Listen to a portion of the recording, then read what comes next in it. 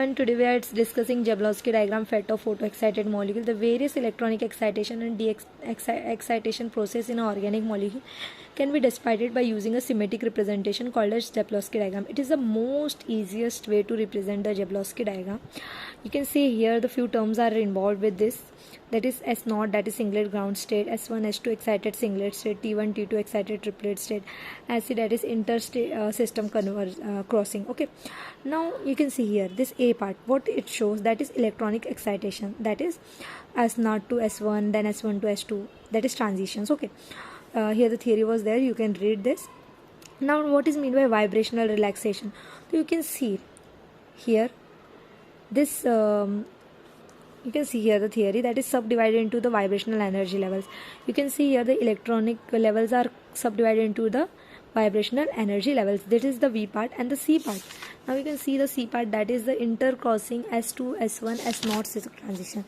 So you can see here the C part, that is again back to the ground state. Okay, so you can see the molecule can lose further energy by collision and come to the ground electronic state by loss of the heat. This is non-radiative process. Okay, now the fluorescence. A fluorescence is the F process. You can see here the F process. You can see here, by here the energy is loose now from S1 to S0 again. This energy released is called as fluorescence. You can see here the energy released is called as fluorescence. You can see here the vibrationally relaxed molecule in S1 state may lose energy emission in the radiation of longer wavelength than that of the absorbed light. The radiative process is called as fluorescence, or it is continue only as long as the molecule are exposed light. जब तक वो expose होगा light से तभी तक fluorescence देखने को मिलेगा. अब ये तो फ्लोरोसेंस वाली बात हो गई. Next was this E, that is inter system crossing ISA. Okay, you can see here again E part, that is inter system crossing. What is mean by this? This means that from singlet to triplet. Okay, it goes from singlet to triplet state. Okay, this is called as ISC. You can read the theory here. Now this is the phosphorescence. What is meant by phosphorescence? That means that triplet to singlet or singlet to triplet state. Okay, it is very simple. Here you can see the molecule in the T1 state may comes to S0 state by emission of radiation, which is called as phosphorescence. The wavelength of this radiation is longer than that of the fluorescent as well as the incident light. Phosphorescence takes place after a time delay but continues even after the source of light is removed. Now this process R. You can see here the R and S. Okay, last process was there.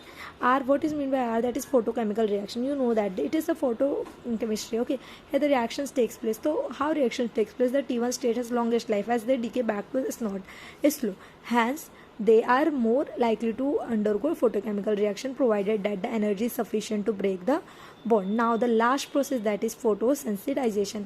In last video I was discuss about the photosensitization. It is very simple. Here the molecule T1 state may also transfer their energy to the another molecule which get excited. Means one excited molecule transfer their energy to the another molecule which is not excited, but after excitation that molecule is also gonna to be excited.